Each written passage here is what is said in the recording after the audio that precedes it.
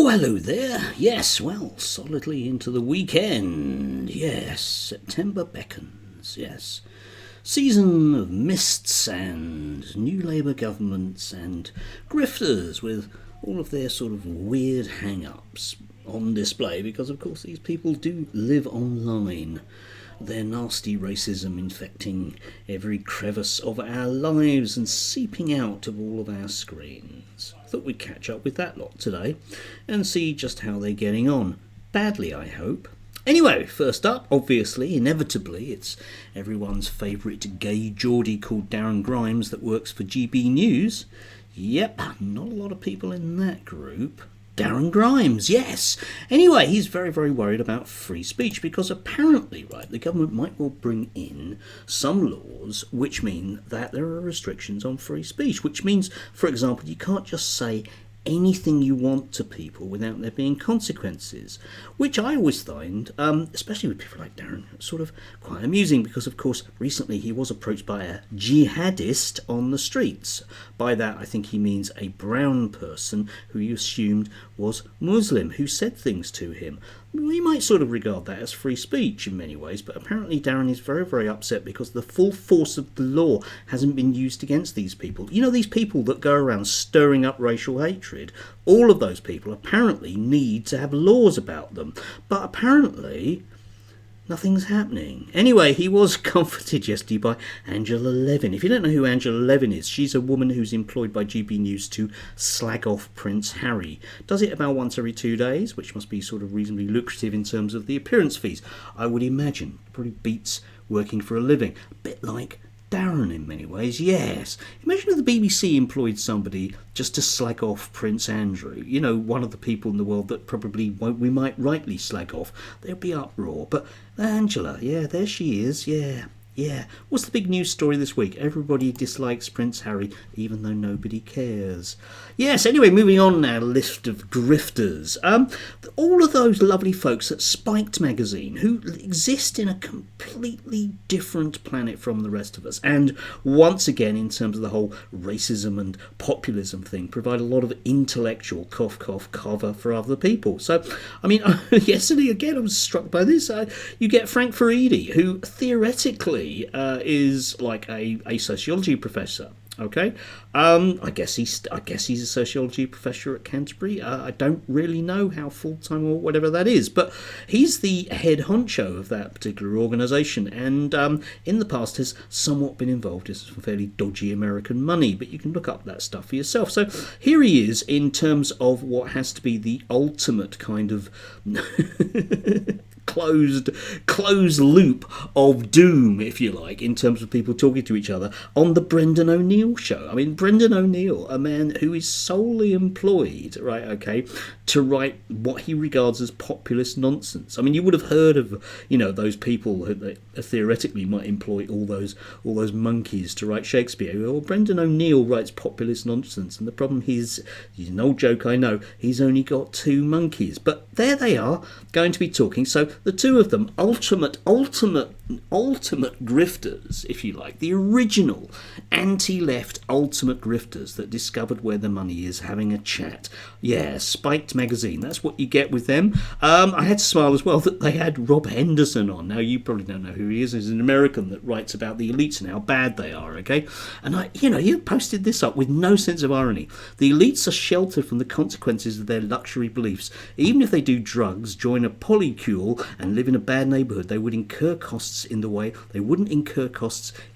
a poor person would. Yes, indeed, which, to my way of thinking, actually neatly does sum up all of them on Spiked, because, of course, they come from that kind of soft, padded room group of quasi-intellectuals who never really had any real problems in their life, but these days are a little bit worried that some things might be slightly uncomfortable as they get old. Yeah?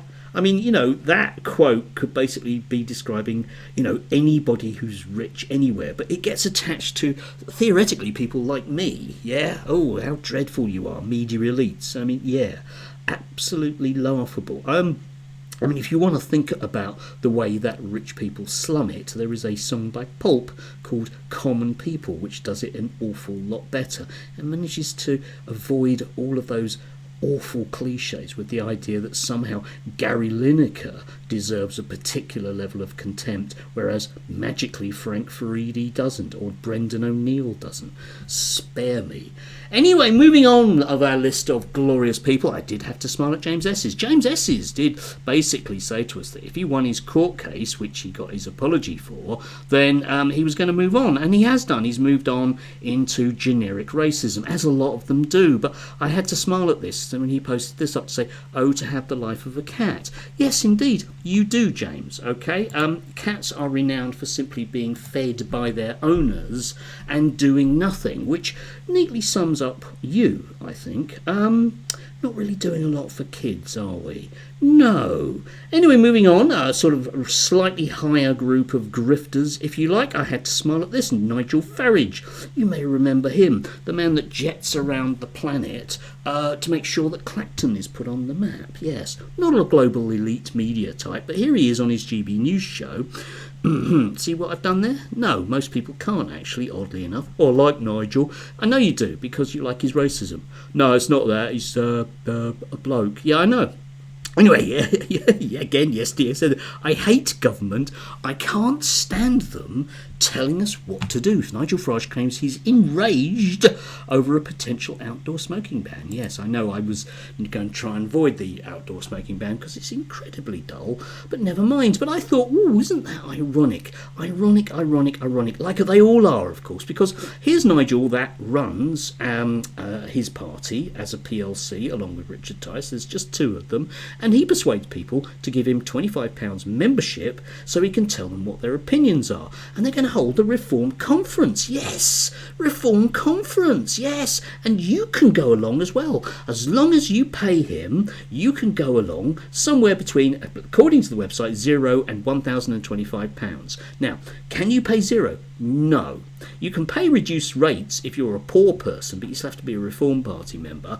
But what you can do for your £1,025, right, is turn up and kind of go to a slightly roped off area, and Nigel Farage, for all of that money, £1,050, all counting basically, will tell you what your opinions are. Yes, but he hates being told what to do. I imagine he does. So do I, Nigel, and that's why I find you beneath contempt. Yes, I can't wait for somebody to tell me somewhere along the line if he's actually done a surgery in Clacton yet. Because let's face it, he will despise, along with the others, being a constituency MP, won't he? He'll just rely on that racist vote next time around if he wants to carry on. I'm imagining that all of them will gallop to the Conservative Party in the very, very near future. Maybe under a new leader, or maybe not. But I can't see it going on for long.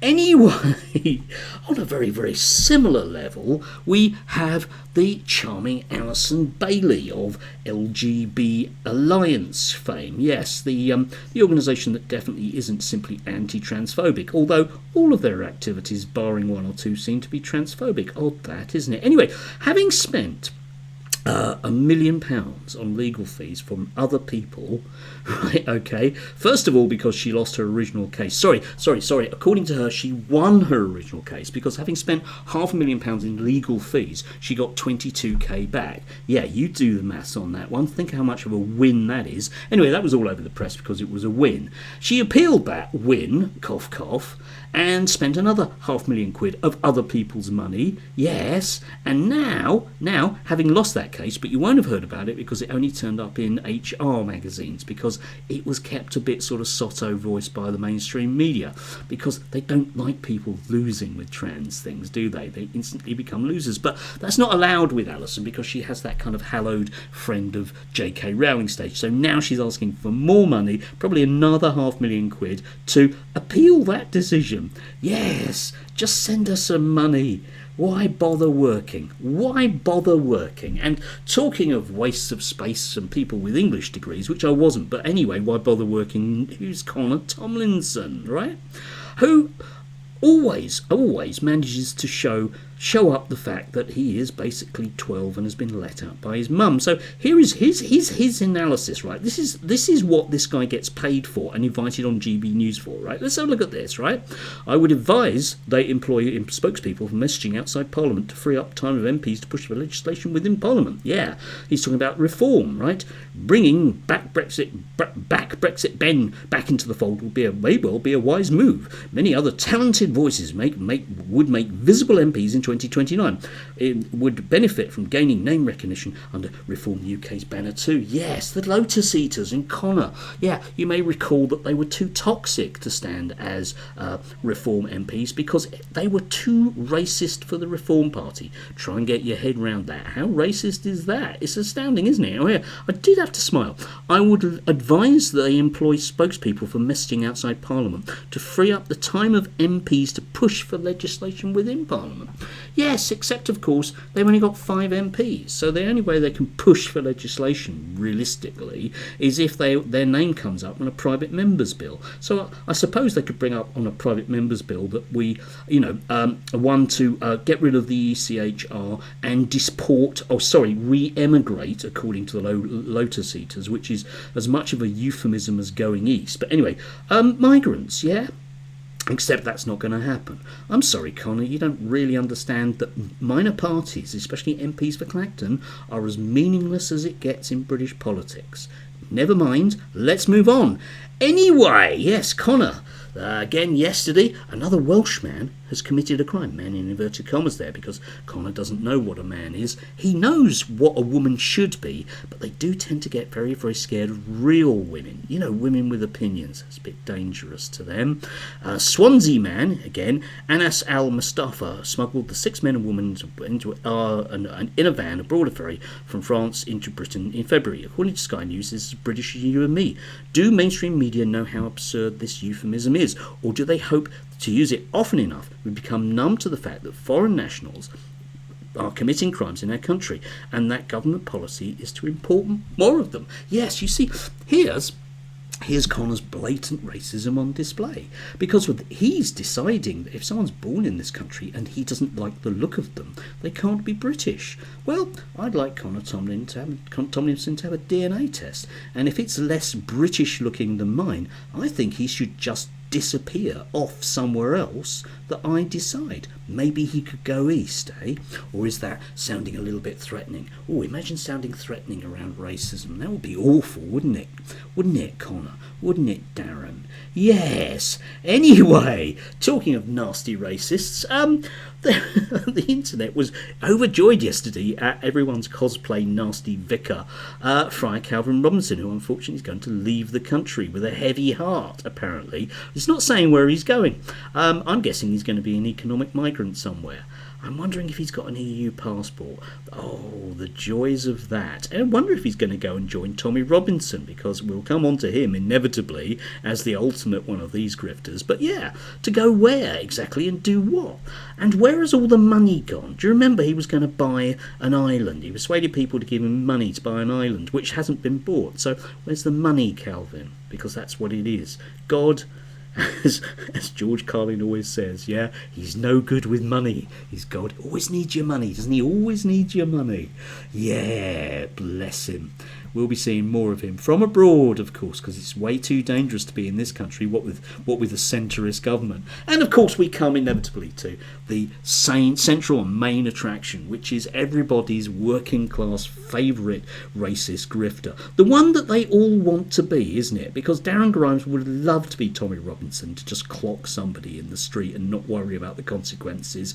Well, you know, maybe run abroad when there's an actual court case. But of course he isn't, so he has to have these kind of weird homoerotic fantasies about him. A lot of the people on the right have weird homoerotic fantasies about people like Tommy Robinson. You can see it with the Lotus Eaters as well.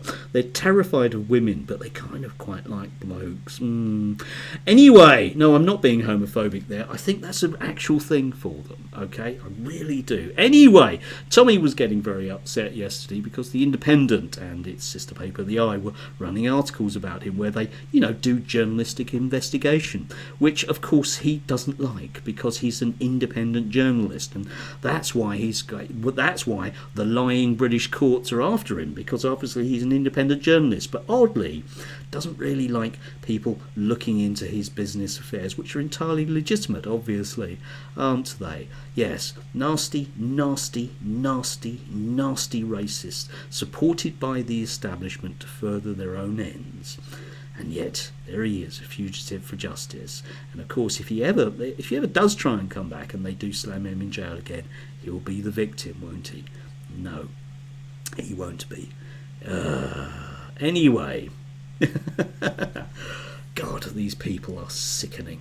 I'm glad that they're having a hard time under a new media landscape. Yeah, they've had over a decade of a Conservative government that's turned a blind eye to how totally obnoxious they are, and having stirred up all of this stuff, which ultimately led to riots a few weeks ago. They should, metaphorically or otherwise, hang their heads in shame. But of course, they are the victims. They are the victims. Yeah, snowflakes need to get a proper job. All of those kind of things a boomer like me should say to them. Anyway, do have a lovely Saturday and enjoy the weather whilst you can.